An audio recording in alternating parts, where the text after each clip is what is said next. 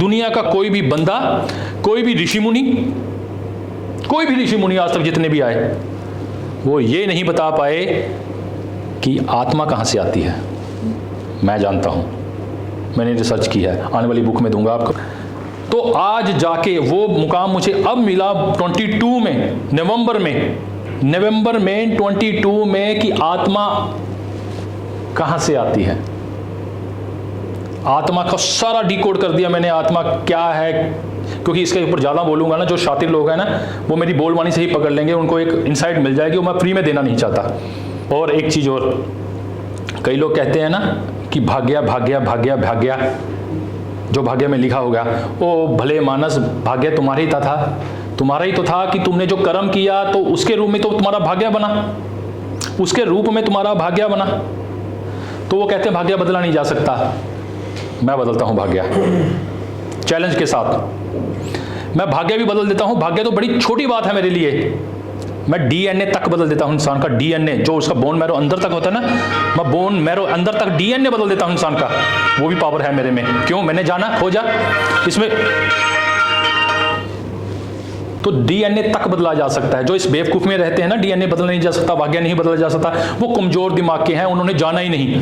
क्योंकि मैं तो कितने सालों से कुदरत को जानता आ रहा हूँ, उसकी ना जो उसकी चलने की स्थिति है, जो नेचर घटित होती है, जो बदलाव लेके आती है, वो एक पल कुदरत को खोजने में लगा हूँ कि ये अपनी कार्य प्रणाली कैसे कर रही है।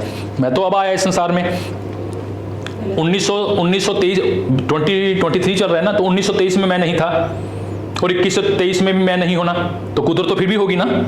कुदरत तो चल ही रही है ना, कुदरत तो पीछे से भी चल रही है। अगर करोड़ों साल पीछे चला जाए तो भी चल रही है कुदरत तो चल रही है ना। पर मैं खोज में लगा हुआ हूं अपना फ्रेम में। मेरा फ्रेम बदल जाएगा, जो छोटे बच्चे स्कूल में पढ़ रहे हैं तो इस फ्रेम में आ जाएंगे, वो जवान हो जाएंगे, मैंने निकल जाना है, जाना तो सबने है। पर मैं अब उस खोज में लगा हुआ कि कुदरत की कार्य प्रणाली को, कि ये कैसे चलती है, इसका हिसाब किताब कैसे है। क्योंकि मैं नहीं रहूंगा तो कुदरत तो जब भी चलती रहेगी। पर अपने आप को सही करने में हम कौन सा कार्य करें, कौन सा कार्य ना करें। तो कुदरत ने बंदे को कैसे बनाया। जब बंदा पहली बार फल खाया होगा तो उसके पेट में हलचल हुई होगी, तो उसको पोटी करना किसने सिखाया होगा कि बैठ के ऐसे बैठना है तो पोटी निकलेगी। सोचो जरा, तो उसको तो पोटी करना भी नहीं पता था। जब भूख लगी होगी तो दांत दिए, कुदरत ने तो पहले सिस्टम बना दिया था, बेटा तेरे को ये जरूरतें पड़ेगी, आगे आने वाले समय में तेरे को जरूरत होगी। तो फिर उसने देखो दांत खाने के लिए दिए, चबाने के लिए दिए, फल तोड़ के खाया होगा, पेट भरा होगा। अब पेट भर गया तो प्रेशर बना होगा, उसको कैसे पता कि ऐसे बैठने से ही फ्री होगा वो। तो कुदरत ने तो बना दिया ना। तो जो मूर्ख है ना, कुदरत कहती है मैं हर चीज बनाती हूँ। जो डिक्शनरी में शब्द लिख दिया ना, जो डिक्शनरी में शब्द लिख दिया गया कि दुनिया का सबसे अमीर बंदा, आप लोगों ने लिखा, शब्द बनाए मैंने पावर दी, आपने तभी लिख पाए ना। आपके पास तो कोई पावर है नहीं ना, तो वो मुझे बनाना पड़ेगा। तो मैं उसमें सारा कुछ रच देती हूँ। दुनिया का सबसे अमीर कैटेगरी के हाईएस्ट बंदे, तो उसमें गरीब, अमीर, क्रूर, काले, पीले सब बनाने पड़ेंगे मुझे। फिर दुनिया का सबसे गरीब व्यक्ति, वो भी बनाना पड़ेगा मुझे। दुनिया का सबसे गरीब व्यक्ति पर लूला लंगड़ा, वो भी बनाना पड़ेगा। कुदरत कहती है मैं सब बनाती हूँ। इसलिए जो तर्कशील होते हैं ना, जो तर्क करते हैं, तो कुदरत कहती है मैं ही बनाती हूँ उनको। उसमें भी कैटेगरी है, कोई तर्क छोटे लेवल का, बड़े लेवल का, बड़े लेवल का, बड़े लेवल का। उनका काम यही है कि नहीं जी हमें तो प्रमाण चाहिए, प्रमाण दो कि ये चीज़ होती है, नहीं तो हम नहीं मानेंगे। और तुम मानो या ना मानो, पर कुदरत तो घटित हो रही है, कुदरत का सिस्टम चल रहा है। उनको पूछो तर्कशील वाले बंदों को, कभी अपने आप के ऊपर काम कर लेना। जब भूख लगती है तो अंदर सिस्टम कैसे चलता है, जब हगने बैठते हो तो वो सिस्टम कैसे करते हो, तो वो कुदरत का सिस्टम है। अगर कुदरत को नहीं मानना, नो मानो। अगर कोई कहे इंग्लैंड नहीं है, देखा नहीं किसी ने तो इंग्लैंड नहीं है, मैं नहीं मानूंगा इंग्लैंड नहीं है, तो ना मानो, इंग्लैंड तो है। जब तर्कशील कहेंगे ना कि ये हम नहीं मानते, ना मानो, कुदरत तो अपने सिस्टम से चल रही है। सूरज को मानो चाहे ना मानो, पर सूरज अपना कार्य करता चलाओ। कहता तू छोटा सा बंदा कर, तेने करके चले जाना है, इस संसार से निकल जाना है। मैं फिर भी चलूंगा, सूर्य फिर भी उगता रहेगा, संसार यही से चलता रहेगा।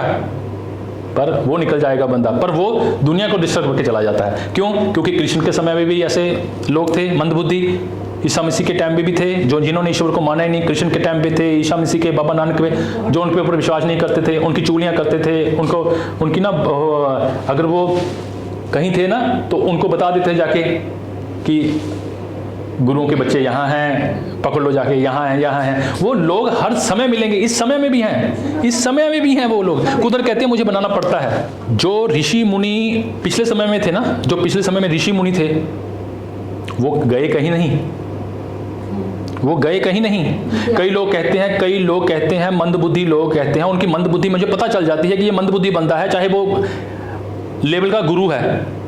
वो कहते हैं जी मैं ऐसा काम कर रहा हूँ तो मैं मोक्ष ले लूंगा, मेरा अगला जन्म नहीं होगा। ओ क्या बकवास है यार, ये इतना मंदबुद्धि बंदा और उस लेवल पे है और ऐसी मंदबुद्धि बातें कर रहा है कि मैं मोक्ष ले लूंगा।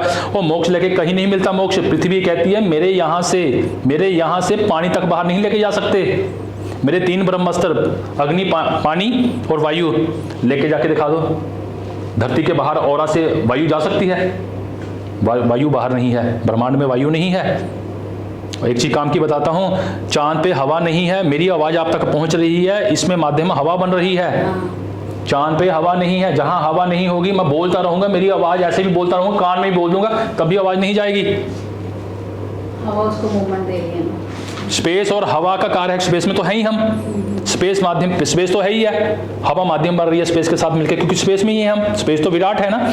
तो मेरी आवाज आप तक नहीं जा पाएगी क्योंकि हवा नहीं है। तो पृथ्वी के 3 ब्रह्मास्त्र कौन? हवा, अग्नि और वायु। जल अग्नि वायु 3 ब्रह्मास्त्र। इसको बाहर नहीं लेके जा सकते। पानी को बाहर लेके चले जाओगे ड्रॉप्स बन जाएगा, प्यास नहीं बुझेगी। तो ये ब्रह्मास्त्र लेके जाने इतनी आसान नहीं है। तो ये बकवास लोग जो कहते हैं ना कि मैं मोक्ष ले लूंगा, कोई मोक्ष नहीं मिलना, यही धक्के खाने हैं। कुदरत कहती है कि तेरी आत्मा को निकाल के दूसरे में डाल दूंगी। कभी तूने कभी दरख्त बनना है, कभी सीमेंट बनना है, कभी सरिया बनना है, कभी कार बननी है, कभी लोहा बनना है, कोई मेटल बनना है, तो यही घूमता रहेगा वो। ऋषि मुनि जो थे हमारे, तो वो मोक्ष कोई नहीं मिला, तो उन्होंने द्वारा जन्म लेके, अब जो लोग हाईटेक हुए पड़े हैं ना, तो वही हैं, बार बार रिपीट होते रहते हैं, ये चलता रहता है सिस्टम। धरती से बाहर कुछ नहीं जा सकता, ना इसका पैसा जा सकता है, ना कोई सामान लेके जा सकते हो। हाँ, आने वाले समय में जब इसको डीकोड करेंगे आप, तो कुछ समय लेके जाएंगे। जब मंगल ग्रह पे जाएंगे ना, तो कुछ चीजें लेके जाएंगे, पर उनको चेंज करके कुछ और टेक्निक लगा के लेके जानी पड़ेगी। ऐसे आसानी से सीधा नहीं लेके जा सकते आप,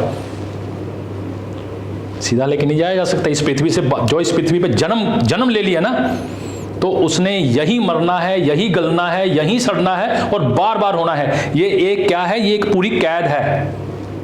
इस कैद में जकड़े गए, पृथ्वी का ही हिस्सा हो, पृथ्वी भी जन्मे हो, पृथ्वी का ही खा रहे हो, पृथ्वी ही नर्चर कर रही है। तो पृथ्वी मेन पहले मदर अर्थ है, वो जाने नहीं देगी। जैसे एक एम्प्लॉयर अपने बेस्ट एम्प्लॉय को जाने नहीं देता ना, तो कुदरत कैसे जाने देगी? कुदरत कुछ नहीं जाने देती। हड्डियां यहीं सड़ जाती हैं, मांस यहीं सड़ जाता है, बॉडी यहीं सड़ जाती है, यहीं दफन हो जाता है। उसमें से आत्मा निकल के फिर दूसरा शरीर धारण कर लेती है। और मुझे पता है आत्मा कैसे बनती है। चारों में से कोई भी बुक है, जो भी बंदा परचेज करता है, तो ये कोर्स फीस में से लेस हो जाएगी आपकी अमाउंट। देखो दोस्तों, अपनी ये 5th पार्ट वेदांत का रिलीज़ कर दिया मैंने, पब्लिश कर दिया। इसमें 16 जोन के गुणधर्म को और विस्तार से लिखा है, 2nd पार्ट में भी है, पर इसमें भी उससे आगे का लिखा है।